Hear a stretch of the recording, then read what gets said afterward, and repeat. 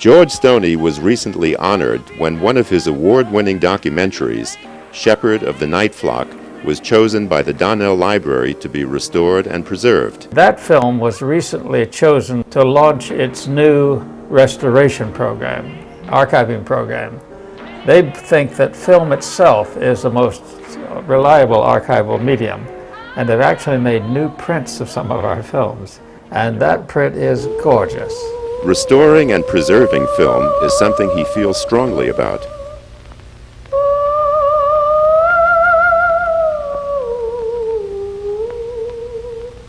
We talk about films being a permanent record. My belief is that we're all writing on sand.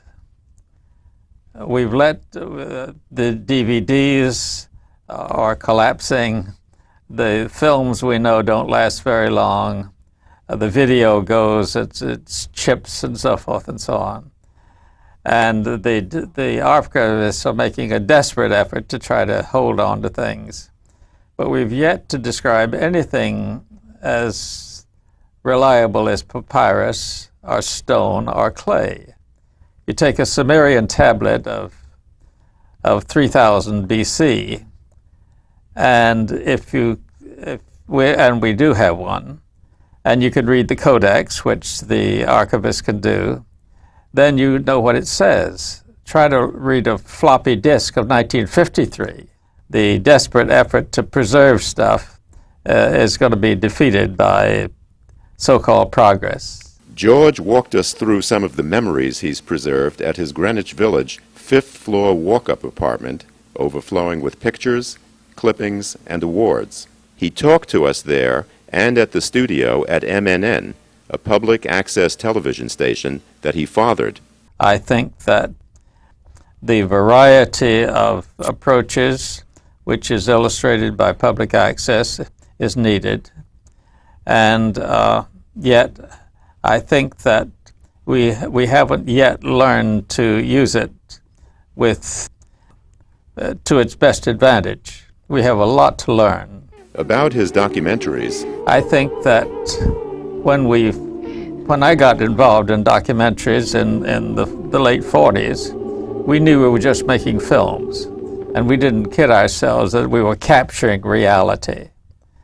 And I think that grave harm has been done to so-called documentary by limiting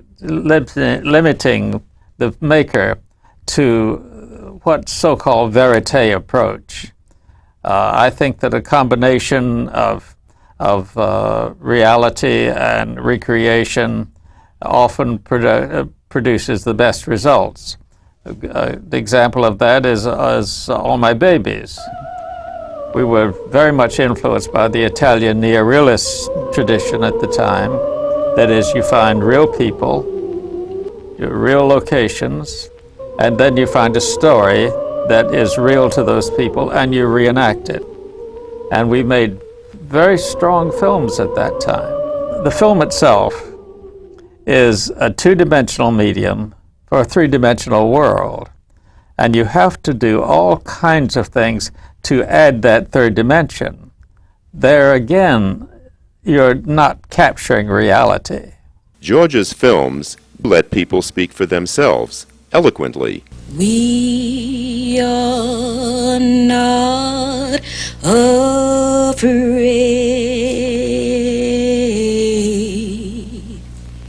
And those lines helped convince us that we were not afraid. He gives a voice to the poor. The strong family ties that exist among country folks stand them in good stead now. People who have lived in the city or suburbs for most of their lives may look back with a smile of nostalgia to the time when aunts and cousins were more than once-a-year visitors. In suburban culture, family ties are considered a good thing, but they're seldom tested by this kind of desperate necessity. A voice to the displaced.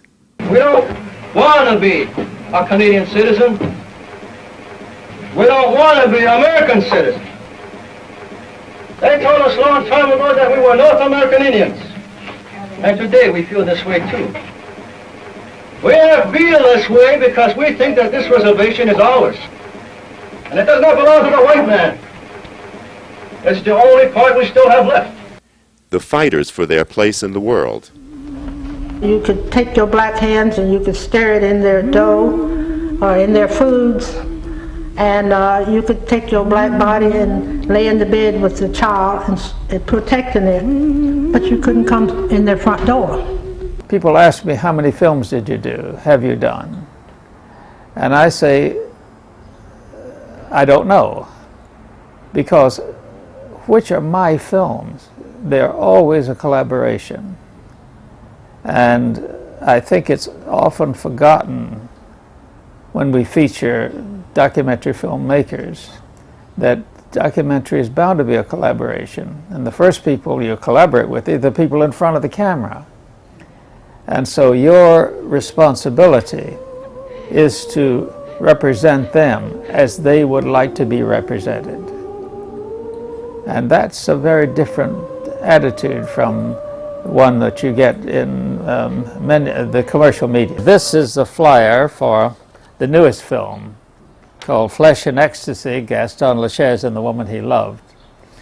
This is my Valentine to Betty Pulston, my great love, because Lachaise's model, wife, and obsession was Isabel.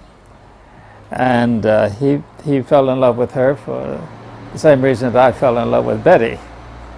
And so the film is a celebration of his work and her body. And almost all the voiceover are quote from his passionate love letters. George continues to teach at NYU. My greatest satisfaction comes from the young people I meet in my teaching. I'm trying to influence my students to not use their cameras to catch people out, but to make people more interested in their communities. I think that education is a matter of connecting people to people. George's belief in connecting people led to his leadership role in creating what has been called a new medium, public access TV. I think public access gives many more people a chance to express themselves. I wish it were used to have people talk with one another more and not just to the camera. I see it too often used for personal aggrandizement. George is not slowing down. I have classes assigned to me for the fall and spring of next year, and I have a major documentary in the editing room right now. Why in his 90s does he continue to work so hard? Do I have a choice? You see, in my career, I have never made a film by myself. I've always had colleagues. And those colleagues depend on me and I depend on them. And I can't stop because I would let them down. The same thing's true of teaching. People come into my classes and I get to know them and they get to know something about my connections. And 2, 3, 5 years later, they write me, they call me, they want to know. I can't quit because it would be a betrayal of their trust. How does he feel about old age? I made a series of films at the Jewish Home and Hospital for the Aged many years ago about the physical rehabilitation of aged patients. That was when it was considered extreme to have people 75 and 80 years old taking exercises and getting up after strokes and that kind of thing. Now it's generally recommended. But I spent a lot of time with those people. And recently I went back and looked at those films again. And what shocked me was my condescension.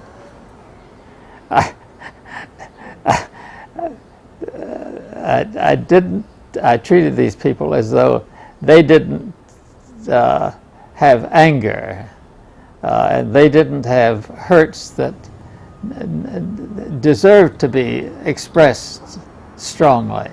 I think that we are such a youth-oriented culture. Our idea is beauty is set with the young people.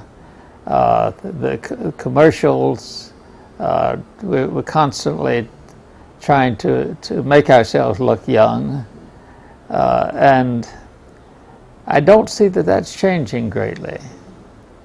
And I find that tendency even in myself. When I'm tottering around, I'm a bit ashamed of it, rather than saying, well, that's what one could expect at 92.